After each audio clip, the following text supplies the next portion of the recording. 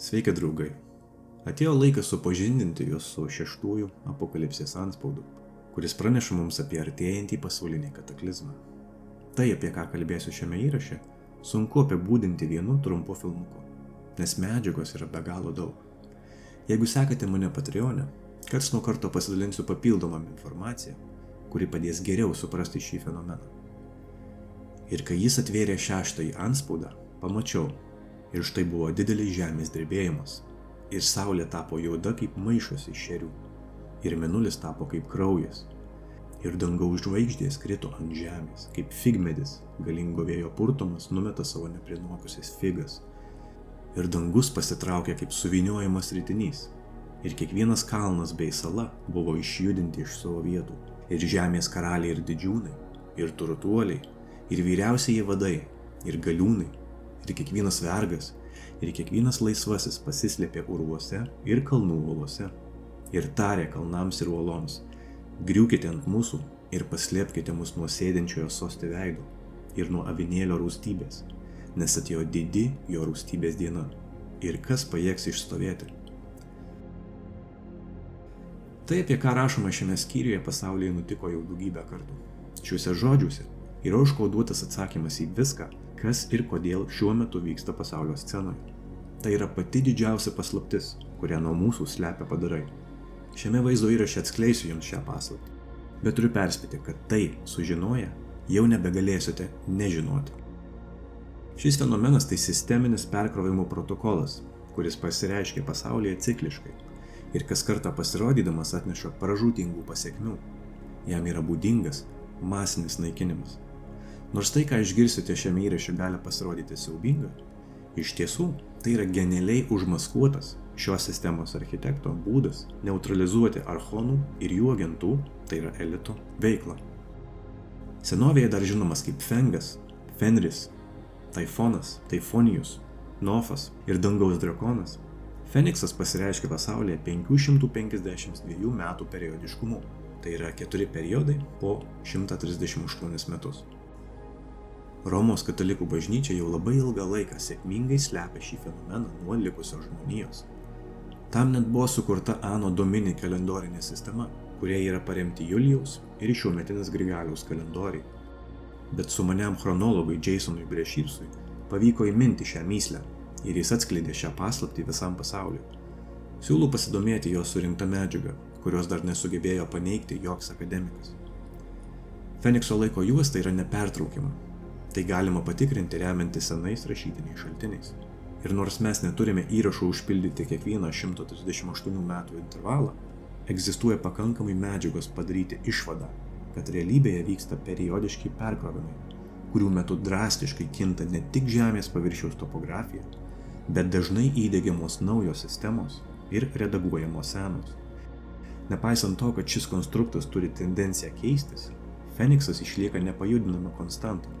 Net kaip metai keitėsi iš 360 dienų į 365,24 dienas, Fenikso periodiškumas išliko nepakitęs.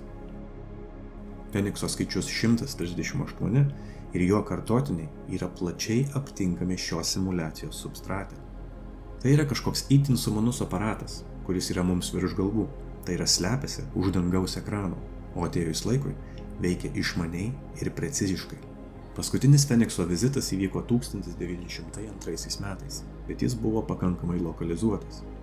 Nors visame pasaulyje šiuo laikotarpiu buvo užfiksuota daugybė žemės drebėjimų ir kitų keistų fenomenų, tokių kaip neatpažinti kūnai danguje, raudono purvo lietus, užtemęs dangus ir taip toliau, bene reikšmingiausias įvykis buvo Karibų jūros saloje Martinika išsiveržęs ugnikalnis, pavadinimu Pelė kalnas, kuris palaidojo Sempiero miestą ir jame buvusius 30 000 žmonių.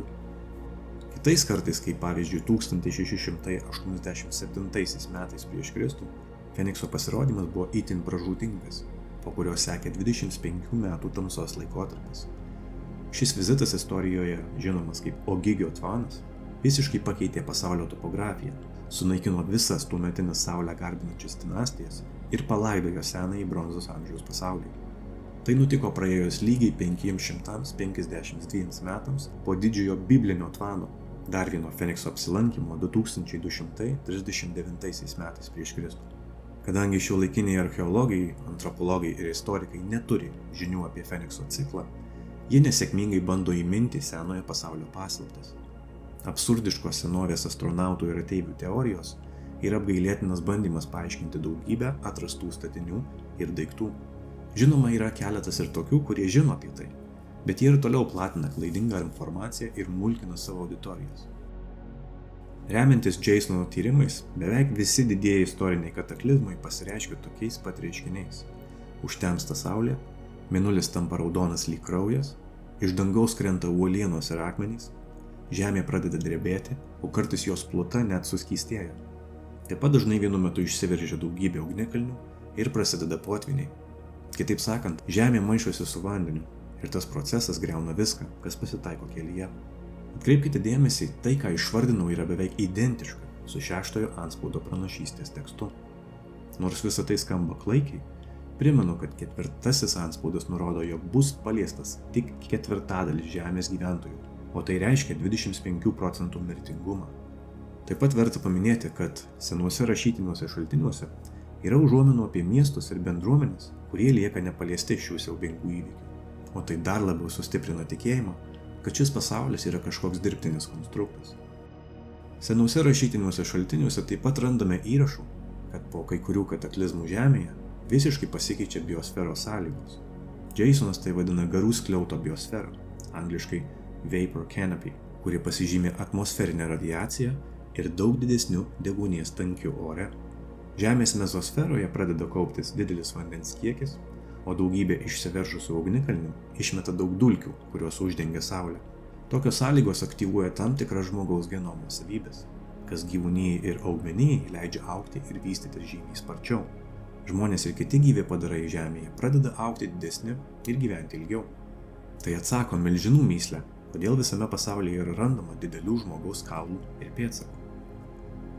Kai kurie senovės civilizacijų valdovai žinojo apie Fenikso ciklą, nes yra daug įrodymų, kad karaliai, turtuoliai ir kiti didikai artėjant Fenikso fenomenui slėpdavosi požeminiuose tuneliuose. Požeminis miestas Derinkųjų Turkijoje yra tik vienas iš tokių tunelių pavyzdžių. Akivaizdu, kad šis fenomenas yra žinomas ir dabartiniai valdančiai struktūrai, nes visame pasaulyje egzistuoja šimtai gilių požeminių bazių, apie kurias informacija yra griežtai įslaptinta. Manoma, kad po žeme egzistuoja ištisi miestai, kuriuose gyvena atitrūkusi civilizacija. Ji yra kur kas labiau technologiškai pažengusi nei antžeminė civilizacija.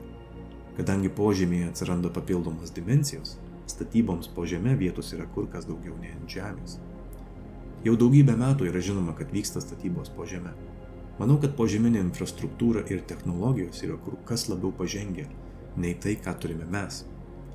Kaip manote, kur nueina tie $22 milijardai, kuriuos JAV vyriausybė kiekvienais metais skiria į NASA agentūros biudžetą, jeigu NASA netyrinėja jokio kosmoso? Kaip jums atrodo, kur važiavo visi tie vilkikai per vilkikų protestą Amerikoje 2021 ir 2022 metais? Kaip manote, kur dingsta dauguma meksikiečių, kurie vos kirtę pietinę JAV sieną yra susodinami į autobusus ir išvežami?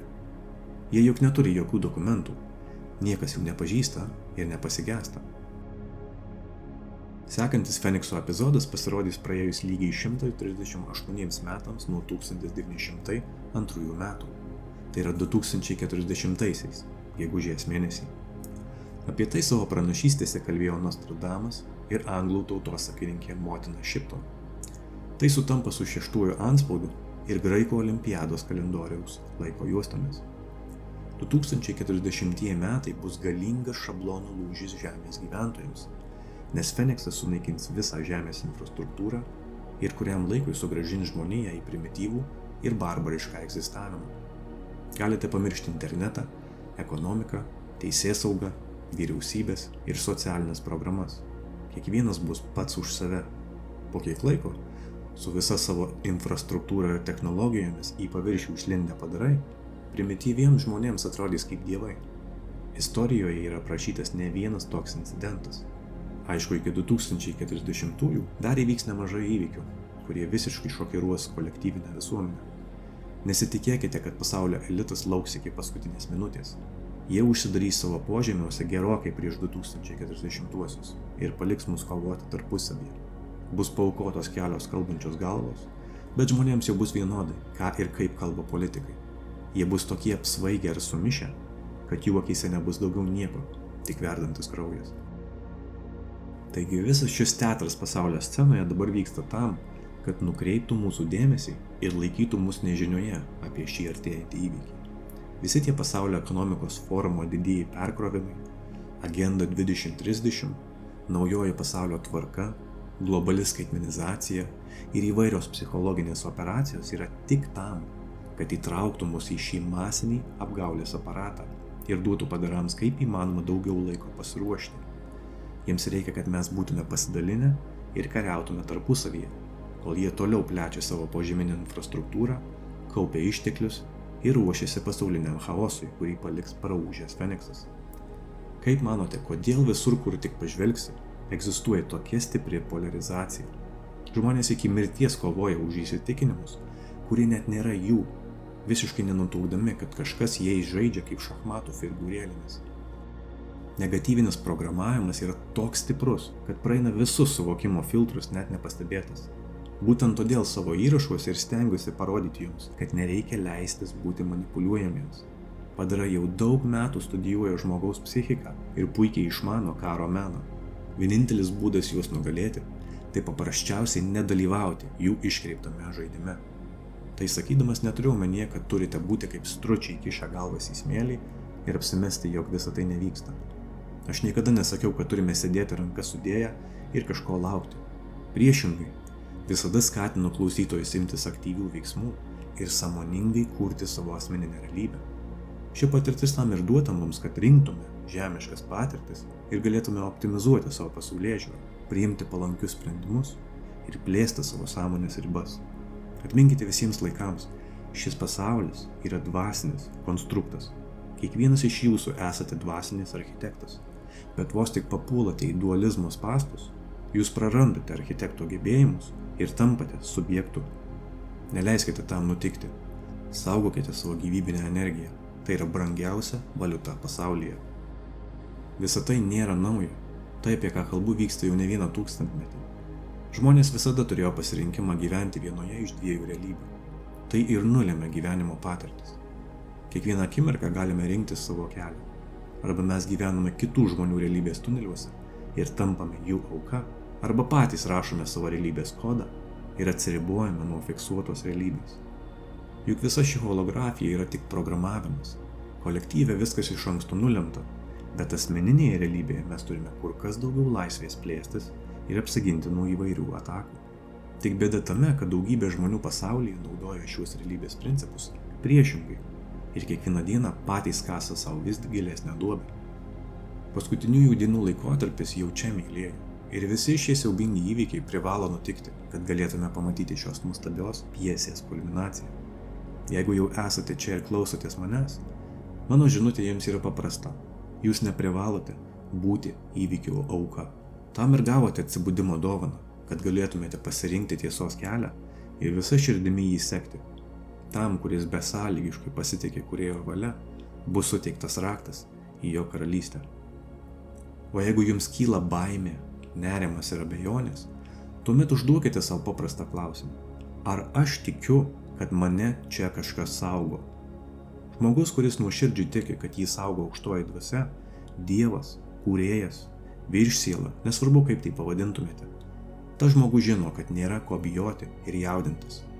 Toks žmogus atiduoda visą savo energiją gyvenimui ir kūrybiniai tėkmei, nesvarbu kas vyktų televizorių ekranuose. Jeigu galutinis rezultatas jau yra užtikrintas, tai logiškai mąstant ir kiekvienas laiptelis link jo taip pat yra užtikrintas. Suprantu, kad tiesa kartais nėra maloni, bet ji išlaisvina mus, o tie, kurie pasiduoda baimiai, nerimui ir kitom neigiamom emocijom, patys pasirašo savo nuosprendį. Fenikso fenomenas medžioja visus, kurie vibruoja žemesnėse vibracijose. Padarai tai puikiai supranta, todėl ir pumpuoja tą nuolatinę baimės propagandą, kad su savimi nusitemptų kuo daugiau sielų. Jie mano, kad padidins savo šansus išgyventi, jei baimėje skęstantys žmonės paviršiuje suveiks kaip skydas, kol jie slepiasi savo bunkeriuose. Kad ir kaip bebūtų, visa ši pranašiška naratyva ir apokalipsės procesas yra skirtas mums, mėlėjai. Išrinktieji jau žino, kad jiems duotas šansas patirti išsilaisvinimą iš šio konstrukto. Ir visi link to vedantys įvykiai yra tarsi finalinis išbandymas prieš didįjį atvėrimą. Ir Jėzus atsakydamas tarė jiems: žiūrėkite, kad niekas jūsų nesuklaidintų, nes daugelis ateis mano vardu sakydami: aš esu Kristus. Ir daugelį suklaidins, ir išgirsite apie karus ir karų gandus. Žiūrėkite, kad nebūtumėte sunerimę, nes visa tai turi įvykti, bet tai dar ne galas. Nes tauta sukils prieš tautą ir karalystė prieš karalystę, ir bus badmečių ir marų, ir žemės drebėjimų įvairiose vietose. Visa tai yra sielvartų pradžia. Tada jie atiduos jūs kančiai ir jūs žudys, ir jūsų nekęs visos tautos dėl mano vardo. Ir tada daugelis pasipiktins ir išdavinės vieni kitus, ir vieni kitų nekęs. Ir kils daug netikrų pranašų ir daugelį suklaidins. Ir kadangi gausės neteisybė, daugelio meilė atšals, bet kas ištvers iki galo, tas bus išgelbėtas. Ir ši karalystės evangelija bus paskelbta visame pasaulyje, paliudyti visoms tautoms. Ir tada ateis galas. Dėkuoju Jums už dėmesį. Džiaugiuosi, kad rezonuojate su mano įrašais. Jeigu Jums patinka toks turinys, tuomet kviečiu prisijungti į savo uždarą bendruomenę Patreon platformoje, kurioje rasite ir daugiau panašių įrašų šią temą. Galite prisidėti paremdami šį projektą vos už kelių kavos puodelių sumą. Bet kokia klausytojų parama yra reikalinga ir vertinama. Tai padeda man pateikti Jums ir daugiau medžiagos, susijusios su šio pasaulio įvykiais ir visatos paslaptimis. Nuoširdus ačiū Jums visiems, taikos, meilės ir ramybės Jums, draugai. Atsisveikinu su Jumis iki kitų kartų ir, kaip Jasonas sako, išsilaisvink arba mirk bandydamas. Iki.